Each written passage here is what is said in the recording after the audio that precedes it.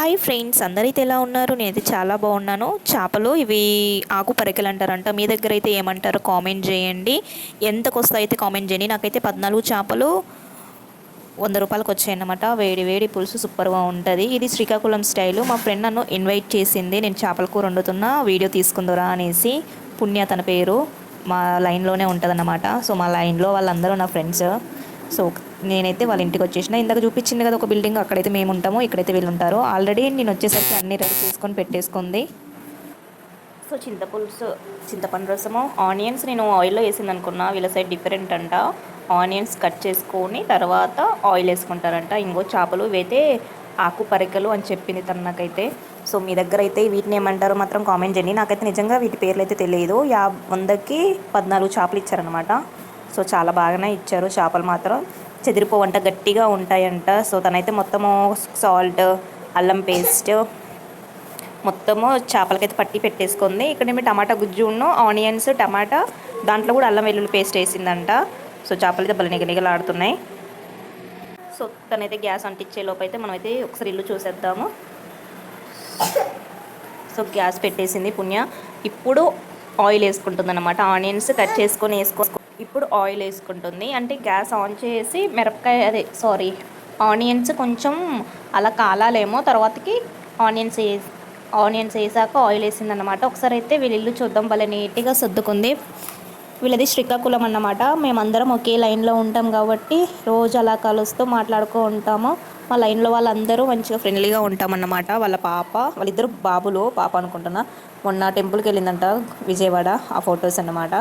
So ఒకసారి అయితే onions వేగినాయో లేదో చూసేద్దాము వెళ్ళి. కిచెన్ చాలా చిన్నది కానీ చాలా బాగుంటుంది నీట్గా. చూసారు కదా ఒకసారి ఎంత నీట్గా ఉందో చూడండి. భలే సర్దుకుంది పుణ్య. పిల్లలు అంత చిన్నగా ఉన్నారా, పెద్ద గొప్ప అల్లరోళ్ళు అన్నమాట. మా ఇల్లు చూపిస్తున్నావా అక్క అని అడుగుతుంది నన్ను. సో ఇప్పుడైతే ఆయిల్ వేడెక్కేసింది. ఆనియన్స్ వేసుకొని ఆయిల్ పోసుకొని తర్వాత స్టవ్ వెలిగించింది అన్నమాట. ఇప్పుడైతే పచ్చిమిర్చి వేసేసింది, తగినంత పచ్చిమిర్చి. శ్రీకాకుళం వాళ్ళ స్టైలు భలే కుక్ చేస్తున్నారు. ఒకసారి అయితే మేము ఉండేది ఎక్కడో చూపిస్తా. అక్కడ కనిపిస్తుంది కదా బిల్డింగ్, దాని కింద మేము ఉంటాము. ఇది వచ్చేసి రోడ్డు, వీళ్ళకి మాకు రోడ్డు ఇది ఒకటే అన్నమాట. అదేమో సిడబ్ల్యూసి. ఇక్కడే మేమైతే గణేష్ని అయితే ఇక్కడే పెడతాము. చాలా బాగుంటుంది. గణేష్ ఉత్సవాలు కూడా చాలా బాగా చేస్తారు మా లైన్లో వాళ్ళు మాత్రం. సో ఒకసారి అయితే కర్రీ దగ్గరికి వచ్చేద్దాము. ఇప్పుడైతే కొద్దిగా పసుపు వేస్తుంది తను.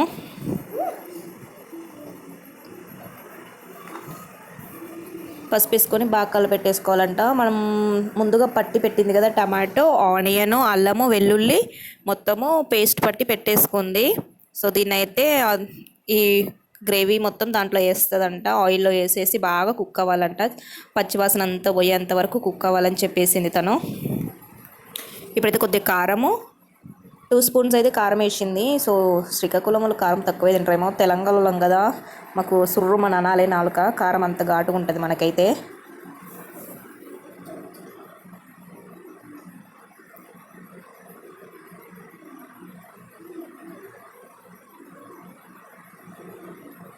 ఇప్పుడైతే ఒకసారి మూత తీసేసి చూద్దాము. వావ్, మంచి స్మెల్ అయితే వస్తుంది. కొంచెం కలబెట్టేసుకుందాం.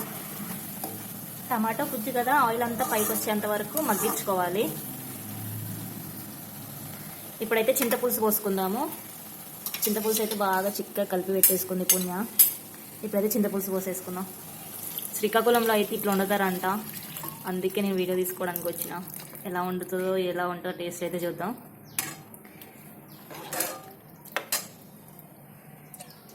మిగతాది కూడా పోసేసుకుందాం.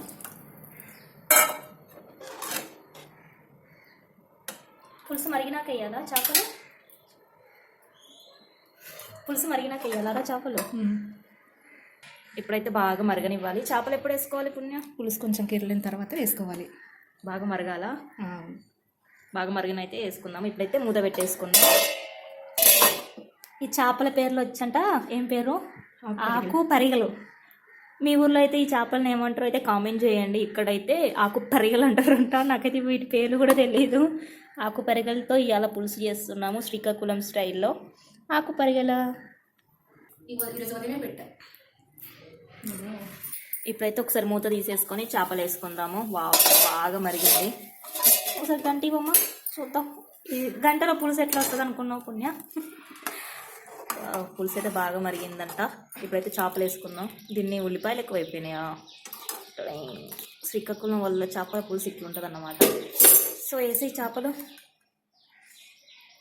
వీటి పేర్లు అయితే అంత కరెక్ట్గా తెలియదు, మీకు తెలుసుంటే మాత్రం కామెంట్ చేయండి.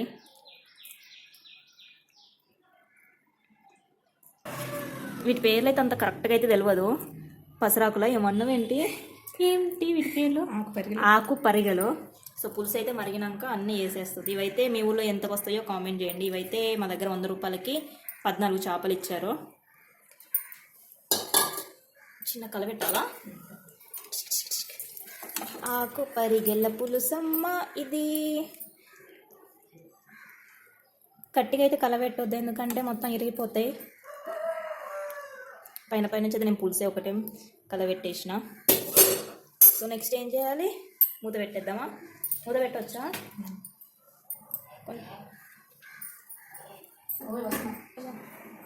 సో కొంచెం అయితే కొత్తిమీర వేసుకొని మరగనిద్దాం. చాలాసేపు అయితే మరగాలంట. ఒకసారి అయితే క్యాప్ పెట్టేసుకుందాం. వావ్. సో ఒకసారి అయితే మూత తీసి చూసుకుందాం ఏడు వరకు వచ్చాయో. ఆల్మోస్ట్ అయితే అయిపోవడానికి వచ్చింది. ఒక చేప తీపుణ్యా చూద్దాం. వావ్, సూపర్గా ఉంది. సో మీరు కూడా ట్రై చేయండి ఈ చేపల పులుసు. శ్రీకాకుళం స్టైల్ అన్నమాట ఇది. సో సబ్స్క్రైబ్ చేసుకోండి నా ఛానల్ని. వీడియో కనుక నచ్చినట్లయితే లైక్ చేయండి, కామెంట్ చేయండి, సబ్స్క్రైబ్ చేసుకోండి. ఇప్పుడైతే జీలకర్ర మెంతుల పొడి వేసుకుందాం. జీలకర్ర మెంతులు బాగా వేయించి పెట్టేసుకుంది పుణ్య. కొత్తిమీర,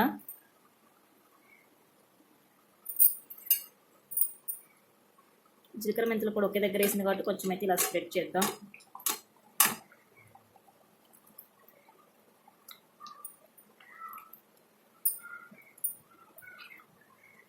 చూసారు కదా, చేపల పులుసు అయితే మామూలుగా లేదు. సో వేడి వేడి చేపల పులుసు రెడీ. శ్రీకాకుళం స్టైల్ చేపల పులుసు రెడీ. మీరు కూడా ట్రై చేయండి, సబ్స్క్రైబ్ చేసుకోండి నా ఛానల్ని మాత్రం. Thank you for the watching my video.